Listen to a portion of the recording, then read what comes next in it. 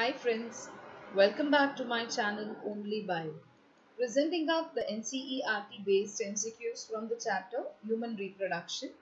Friends, I have already uploaded the solved questions from the exemplar MCQs and this would help all the students who are getting ready for NEET, CET, KVPY, Olympiad, and this would also help the HSC, CBSE, ICSE, IGCSE students.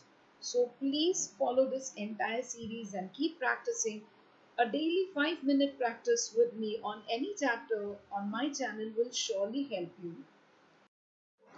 So in this segment we are going to solve the MCQs from 31 to 40.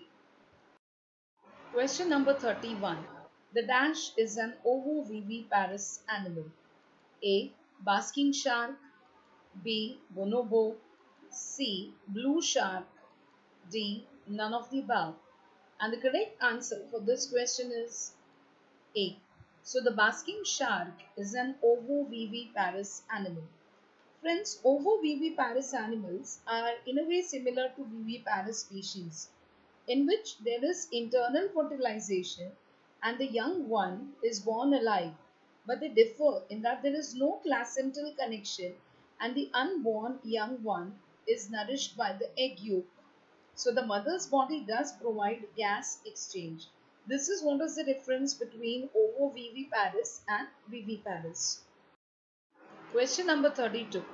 Delivery of the developed fetus is scientifically called as dash. A. Parturition. B. Oviposition. C. Abortion. D. Ovulation. And the correct answer for this question is A.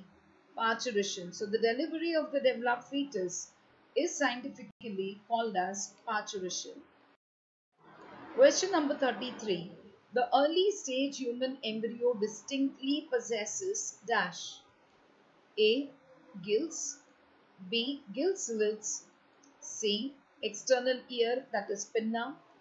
D. Eyebrows. And the correct answer for this question is B. Gill slits. So the early stage human embryo distinctly possesses gill slits. Question number 34. The first movement of the fetus and appearance of hair on its head are usually observed during which month of pregnancy? A. 4th. B. 5th. C. 6th. D. 3rd. And the correct answer for this question is 5th.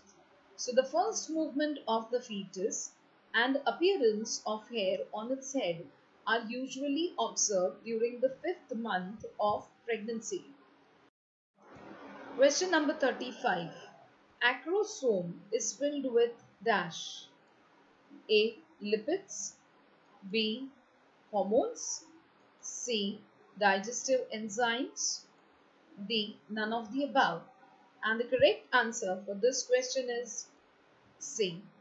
See, acrosome is filled with all the digestive enzymes, that is lytic enzymes, which are typically collectively called as lysins. Question number 36. In the development of the human body, the ectoderm is responsible for the formation of dash. A. Lens of the eye. B. Nervous system. C. Sweat glands. D. All of these. And the correct answer for this question is D.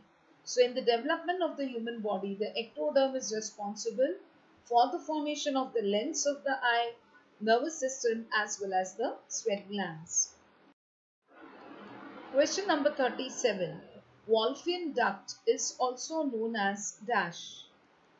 A. Mesonephric duct. B. Ejaculatory duct. C. Major sublingual duct. D.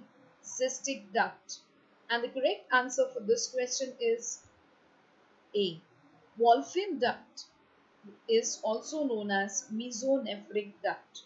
Friends, this duct is one of the paired embryogenic tubules which drain the primitive kidney, that is mesonephric kidney, to the cloacal region.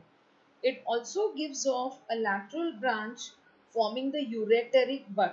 So in both the male and the female, the Wolffian duct develops into the trigone of the urinary bladder.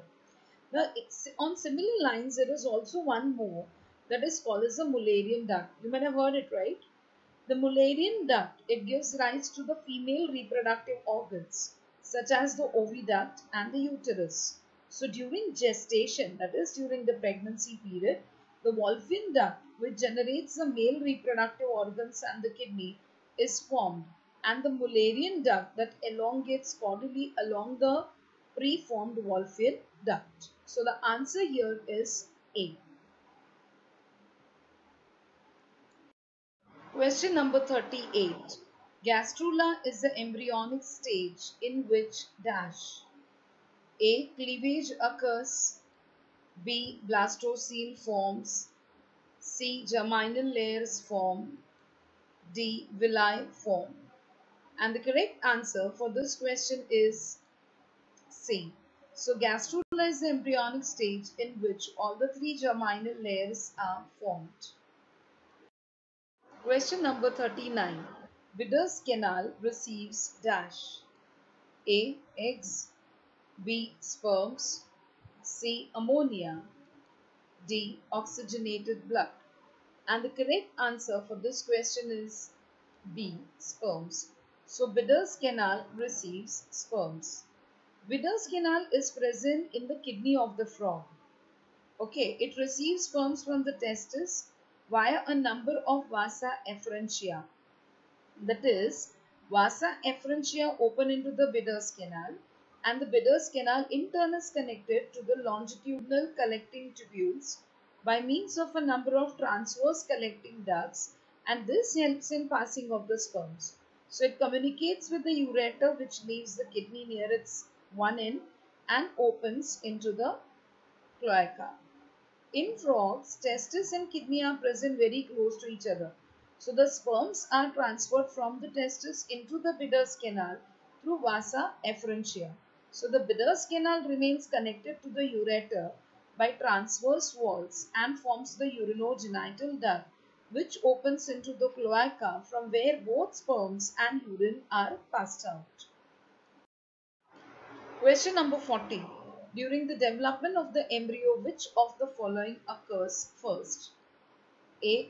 Differentiation of organ, B. Differentiation of tissue, C. Differentiation of organ system, D. Differentiation of cells. And the correct answer for this question is D. So during the development of the embryo, first thing what happens is differentiation of the cells. So when the cells get differentiated, that is, they will form the ectoderm, mesoderm, endoderm. From there, the tissues will be formed, and from tissues, organs, and from organs, the organ system. Friends, I am sure the series will help you. Please subscribe if you are new to my channel. Do check with the playlist for the other chapters as well and start studying. Thank you.